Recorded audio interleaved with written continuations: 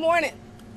I am Dr. Candace Matthews. I am the state chair of the Texas Coalition of Black Democrats, which is the Texas Democratic Black Caucus. We are here today in solidarity with the George family in this momentous occasion because we're claiming victory today. Yeah. We're claiming victory today Yeah. in reference to Daryl George being back amongst his peers in the classroom. Everybody, him being back in the classroom. All right. This is what we're here for today. Now, we're finally here where the scales of justice hopefully will be weighed in the direction of the George family. We are here because, one, we will not tolerate no form of racism. We will not tolerate none of our Texas laws being made a mockery of. We will not tolerate our people being disenfranchised. I mean, this story has made such a national impact. We even have our cousins from Mississippi here. Yeah! We have cousins from around the state because one thing about it, you step on one of us, we all coming. And we are here to ensure that the George family receives justice. We hope that Judge Kane, through his judicial duty, with fair and impartial, and being impartial, because at the end of the day, everything lines up to Daryl with this specific law, with the Crown Act. So first I would like to bring up our chair of the Texas Legislative Black Caucus, as well as one of our favorite state reps, and also he just got inducted on the national board for NAACP. State Rep Ron Reynolds. Thank you, Dr. Matthews, and I'm so delighted to be joined by my colleague, Representative Jelana Jones, who is a very active member of the Texas Legislative Black Caucus, and we stand in solidarity. When we passed the Texas Crown Act, House Bill 567, I was proud to be a joint author of that bill with Representative Retta Andrews Bowers and supported by Representative Jelana Jones, who you'll hear from. This bill started because it's even before Daryl. It started with DeAndre Arnold, who was a student at Barbers Hill High School who wore his hair in his natural protected way, known as braids. Some people have referred to them as twists or locks. And Barbers Hill gave DeAndre hell, literally hell. They drove him out of the school, and it led us to file the Crown Act 2 sessions ago. Well, lo and behold, we couldn't pass it that session, but last session, because of our perseverance, because of bipartisan support, we were able to pass the Texas Crown Act, signed by Governor Abbott. This was a big deal to pass it in the state of Texas, a very conservative state. You know, last session, there weren't a whole lot of bills passed. A lot of bills died, but this was one of the top legislative priorities of the Texas Legislative Black Caucus, and we passed it. And you referenced the NAACP. People from across the country were there to cheer us on and say, thank you, Texas, for getting it right. And then what happened as soon as this law went into effect September 1st, when this student right here, this young man went to school, he should have been able to go to school to learn, to participate in extracurricular activities, to be with his peers, to enjoy the best years of his life. And unfortunately, Barbers Hill denied him of that right. They did so in violation of the Crown Act. Look at his hair. It's very neat. It's very, I mean, I have a son. I would mind my son having his hair like this. This is beautiful. This is handsome. This is really neat. This school district denied him of his right to an education. They put him in in-school suspension. The Crown Act protects this protective hairstyle right here. This is why we passed the Crown Act. So students like Daryl could go to school and not have some school district like Barbers Hill put them in school suspension. And so we're here today to stand up against discrimination. We're here today to speak truth to power. We're here today, like Dr. Candace Matthews said, hope that Judge Kane will deliver justice so that this young man, even though he's been deprived of his right to an education, because yes, he is deprived of a right to education. The most fundamental right that we have is to educate our students to compete in the global economy.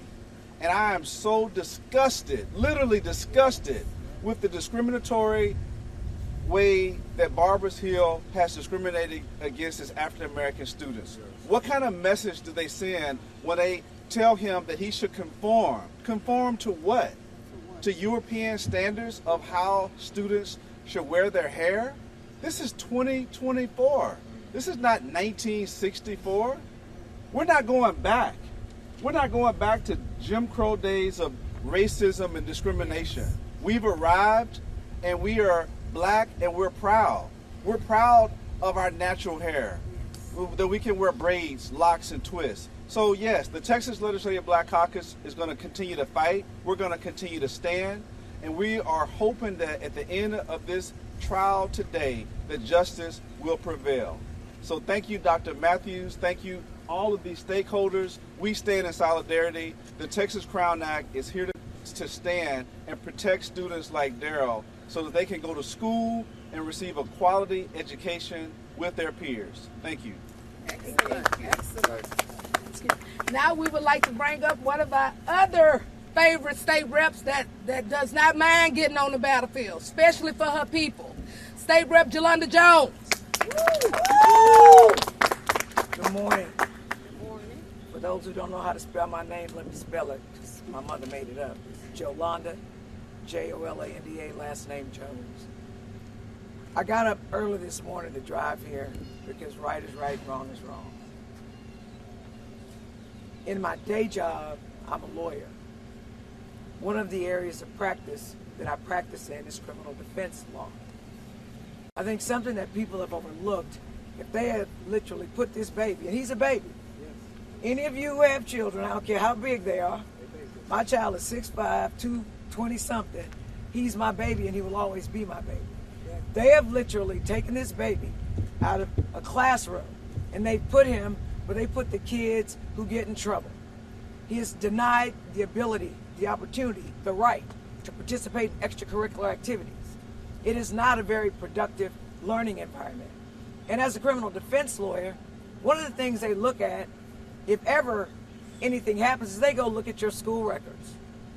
And they will use this record to show, or try to show, that this kid was defiant or he didn't follow the rules. And he did follow the rules. I voted on the Crown Act.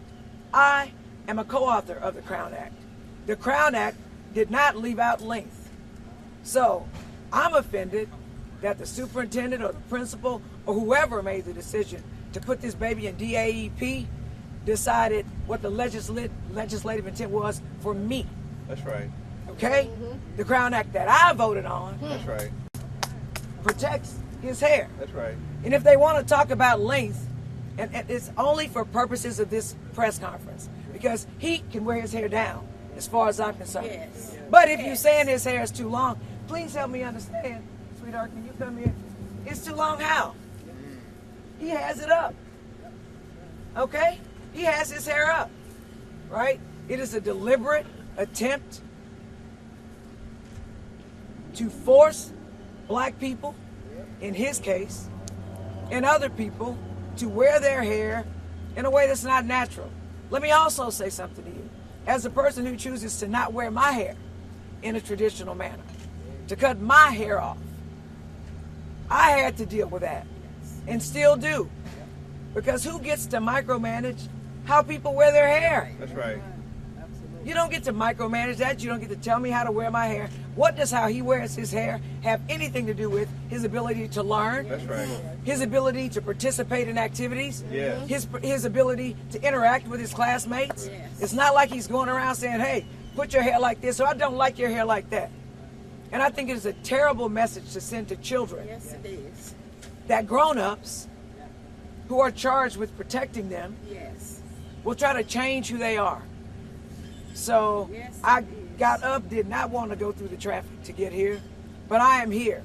Because when you mess with one of us, you mess with all of us. That's right. That's right. And no one is free until we are all free. And it is our job to stand in the gap, because you judge a society not how the best people live. You judge a society how you treat the least, the last, the lost, elderly people, and children. Barbers Hill has a history of bullying children. Barbers Hill has a history of discriminating against black children. And you know what? We're not going anywhere. That's right. Right? We're going to expose what they're doing. We're going to put it in the light. And again, I'm a lawyer in my day job. They don't want the superintendent to have to testify, to have to talk about why he did what he did. Why? You big and bad. You decided to punish this child and treat him like a criminal. You should be held to account for your actions. And I hope and I wish and I pray that this judge does what's right. That's right. But you know what? If the judge doesn't do what's right, trust and believe this fight ain't over. That's right. Yes. Right? Say that. We will take this case all the way up. That's right. Right? Right. We will take it to the streets. We will take it to the courtrooms. That is what we will do, because we will fight for our children. And I thank Dr. Matthews, and I thank my colleague, the chair of the Texas Legislative Black Caucus, because if we don't stand for him, then Barbers Hill can do anything. That's to right. us. Yes. That's right. Yes. Thank you. Thank you. Thank you. Thank you, State Rep. Now I would like to bring one of the representatives, and I call these are our cousins, because we all black and we family. So I would like to bring one of our cousins from Mississippi. Come on up here. Mississippi Coalition. Good morning. My name is Kamisha Smith. I am with the Mississippi Coalition to End Corporal Punishment and Knowledge Jenkins Family Center. We made the decision to travel 6 hours from Mississippi to Texas to support Darryl George, because injustice anywhere is a threat to justice everywhere. That's right. And whether it's discriminatory policies that relate to hair or discrimination that relates to violence against students in schools, we take a stand so schools can be safe and holistic places where students can thrive, learn, and be successful. Because violence in schools, whether it's corporal punishment or zero tolerance policies that push students out, we know that black and brown girls and boys are almost 6 times likely to receive suspensions, in-school suspensions, corporal punishment, and just to be pushed out of school. So we came to stand in solidarity, not just for Darryl, but for all the black boys and girls, all the students who may be dealing with injustice inside of schools. And we brought our young people with us from school. They are leaders because they know that they have a voice, and their voice is power, and we stand in solidarity, and we will not be shut out or shut up, because we came to show up. Thank you all for being here.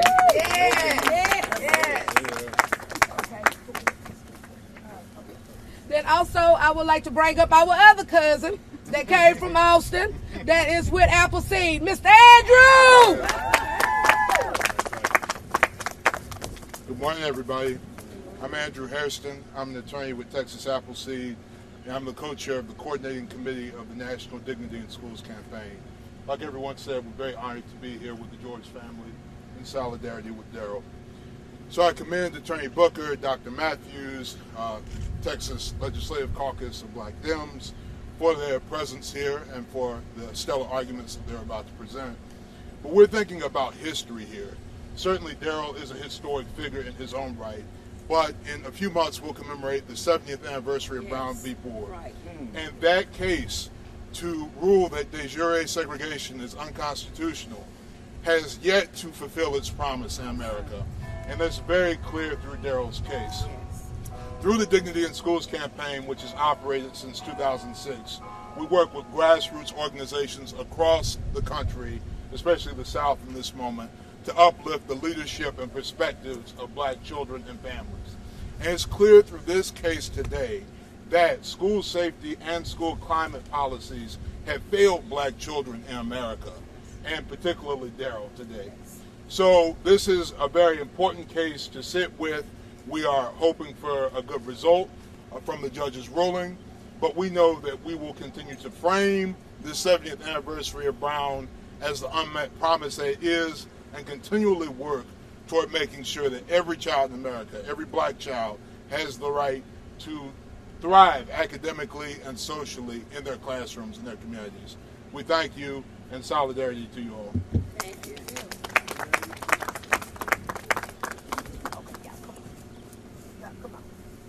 Now, this is our other family. Come on over here. Get on over here. Look, let me tell y'all something. This is our family, and look, Daryl George, I'm his mama number 2, okay? Because the trauma that they put on my sister, his mother, Dorisha, my sister had to go and sit in psychiatric hospitals numerous of times because of this foolishness. And I stood in the gap for her, and I'm this baby's mama. And I'm letting you know his second mama is here, and y'all not gonna do nothing to Daryl George. So, Daryl, you got something you gotta say, or I'm gonna whoop your butt. She just talked about corporal punishment. I know, but I'm gonna whoop you with love. You know I love you. Go ahead, baby. You got something you gotta say? Come on. It's just sad that they doing this, showing that they adults doing this. You feel me? Like, it's sad that they showing the younger generations how bad that they can be. You know, how bad that you can grow up. You know, and all I gotta say is they just need to grow up. They just need to be people instead of being whatever they is right now. Absolutely. And my sister, Dorisha, what you gotta say? Step forward, please. Step forward, mama. Well, I gotta say, today, it's gonna be a glorious day. We're gonna get justice today. We're gonna get justice today, and I'm nervous, but I'm happy. And I thank everyone for being here and supporting my baby. I thank everyone for being here because y'all making us stand strong. Y'all giving us the backbone to stand strong, to stay here today, to make it to today. So thank y'all. Thank everyone. So, do we have any questions from the media? Any questions? Tell us what your hair means to you. Step right there, baby.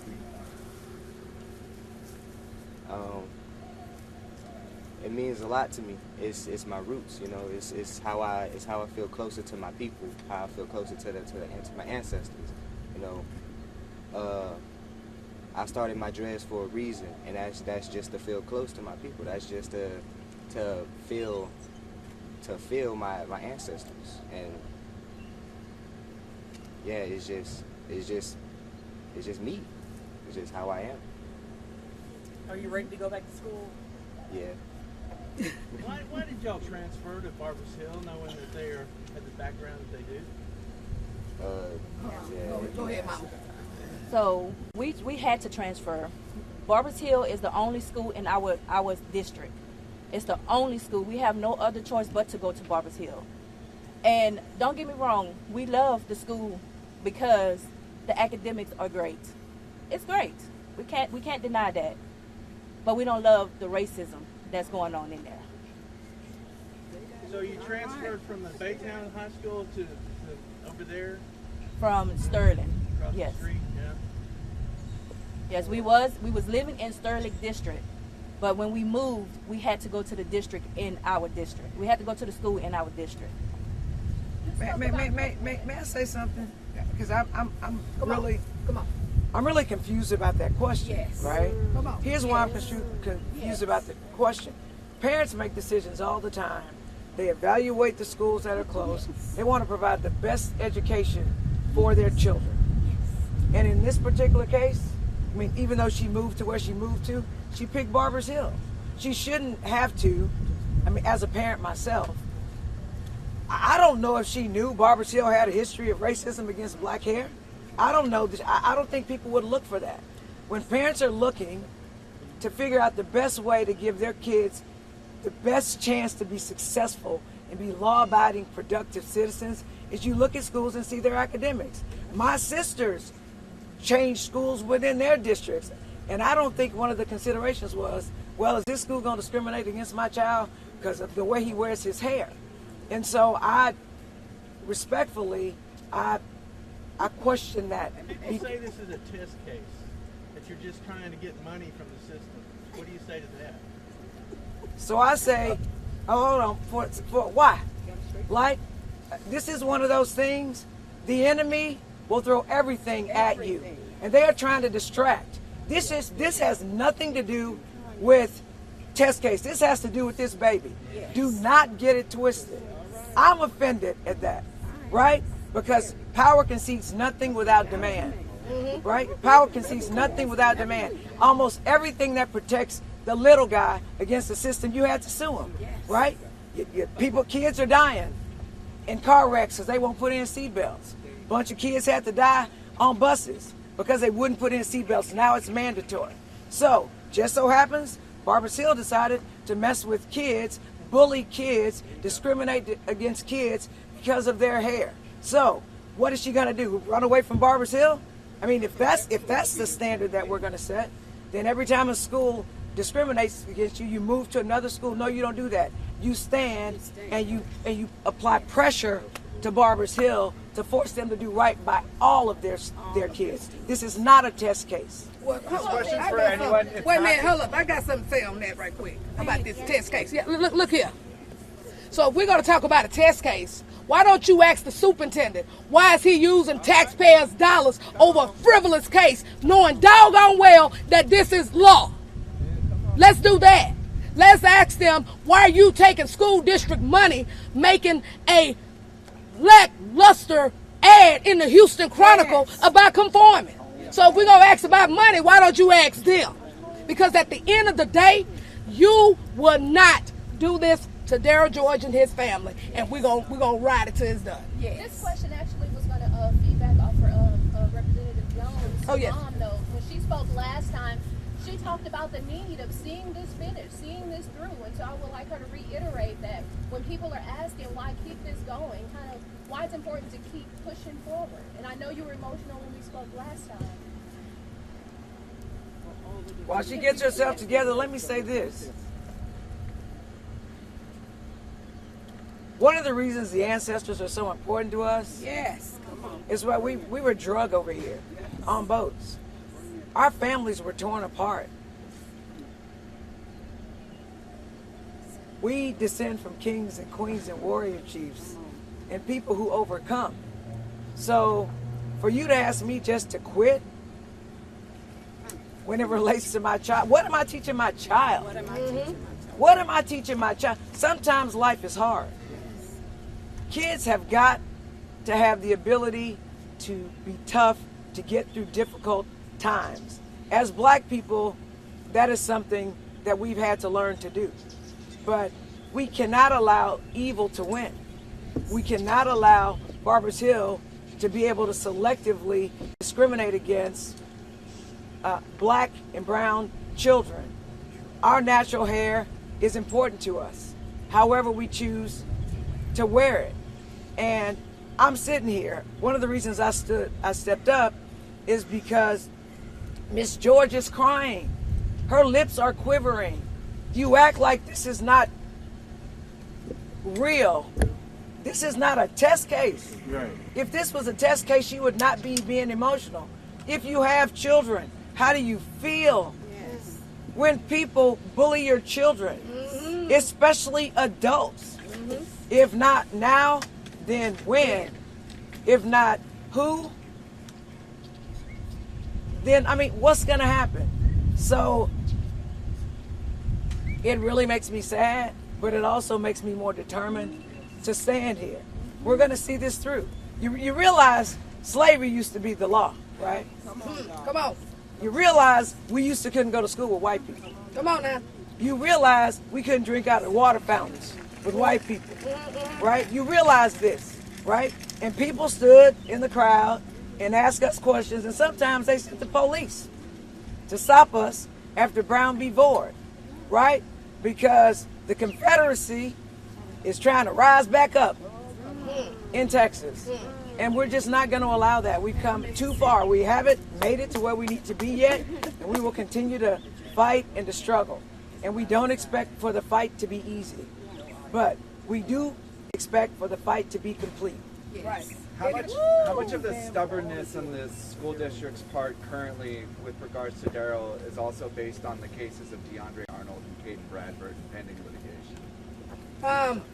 That is actually, that is actually in alignment to that specific case. I mean, it's even to the point, I don't think that they was ready for all of us to come this time. You know what I mean? They had a group of people the last time. We were able to fight in those different legislative sessions in order to get it to become law, right? Now that they try to push back by using wordplay to push their racist policy, so now you done rose up the right people. And so we're not going to allow you to sit up here and think you're going to do that and we're going to take it sitting down. Absolutely not. And now it's to the fact where Daryl George not going nowhere. Daryl George going to be right at that school. That federal lawsuit not going nowhere. Daryl George going to be right at that school. I mean, it was even to the point they tried to retaliate against the attorney because the attorney refused to drop the lawsuit. They turned around and put this baby in DAEP. Then when I started pushing back with emails and ranting and raving, they turn around and try to write fake bar complaints on the attorney. So it's all kind of nasty games that's being played right now. But guess what? We ready for every last one of them because we're not going nowhere. We're going to pull up to your house. We're going to pull up wherever we need to for you to understand that you would not tell this child or any other child of color to conform. You are going to follow the law, period. And Dr. Matthews, let me add this. So I was there when they did it to DeAndre and Caden. So this shows us it's a pattern and a practice that is continued. And we thought in good faith, we truly believed that we passed the Texas Crown Act, that it would stop. And it continued. So it showed that they really were hell-bent on just continuing the discrimination because they tried to find a loophole to say, well, the Crown Act didn't apply to length. Well, newsflash, when you grow locks, braids, or twists, it takes a certain amount of length. So it's in bad faith. And I want to commend these students because just like you had Rosa Parks and other civil rights leaders that were doing acts of civil disobedience, it helped us to move the ball forward to get laws and overcome discriminatory laws. It would be just easy for a student to give up or a parent to say, you know what, we will conform. But conform, why should they have to? We should really be applauding students like Daryl. We should really be applauding him because the history books will judge him in such a magnanimous way, just like we do when we look back on those courageous people that stood in the gap, that defied the odds, that helped overcome the oppression. And so I commend him because as a teenager, all he wants to do is be with his peers. He wants to be able to hang out and learn. DeAndre, this guy he was an honor student. He's a student at LSU now. I commend him for saying, you know what, I'm going to stand up for what I believe in. I'm going to stand on principle. I'm going to stand on my conviction. I don't know a lot of students that do that. Okay, well, just cut my hair. It's more than hair. This is their culture. He said it. This is their heritage.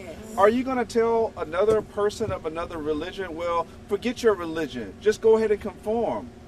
I just want you to know publicly, we appreciate you. We applaud you. Let's give them a hand. And the real question should be not framed at him, but it should be framed at the superintendent. You know, Superintendent Poole, why are you doing this to the student? We should be asking the adults in the room, why are you not being adults? Why are you not focusing on education? I don't know there's any correlation between his hair and his learning. He poses no threat. There's so many challenges that students have to face when it comes to bullying, access to fentanyl, all kind of things, suicide, drugs, but we're focused on hair? I mean, this is ridiculous. Let's call it for what it is. And so I'm proud of him, and I think that the questions really should be posed to Barbers Hill. There's no other school district in this state. I want you guys to hear me. There's no other school district in the state that is doing what Barbers Hill is doing. And you have to ask the question, why? Why Barbers Hill? Why are you continuing to do it? Over and over again. There's a pattern and a practice of discrimination against African Americans, and it has to stop. Enough is enough. Any other questions? One last question for Daryl. Can you just walk us through how this whole thing has made you feel? Take your time, Bill. Speaking to the Well, it's put a lot of emotions on me. You know, anger, sadness, you know, disappointment, and my bad. It's okay. Take your time. Apologize for how they make you feel. Do you feel like they're robbing you a little bit of your childhood, of your high school career? Yeah, for sure. No doubt about that. It just makes me feel angry, very angry that, you know, throughout all these years, throughout all the fighting for the black history that we've already done, we still have to do this again and again and again. It's ridiculous. It makes no sense. Daryl, could you talk about just what it's like being, you know, in school suspension, all that? I mean, you're not with, you know, your friends or anything else. Like, just talk about what the school experience is. I can't imagine that sounds like, you know, what you're looking forward to doing each day. Can you just talk about what it's been like having to go to school and be separated from everyone like that? It feels lonely, like very lonely. Like, you know, when you're the only one stuck in a room for a whole semester, a whole year at that, it just like it makes you feel some type of way because you can't be a child like everybody else. You know, you see everybody else walking around, talking, laughing. You can't do that, and it puts pressure on your shoulders.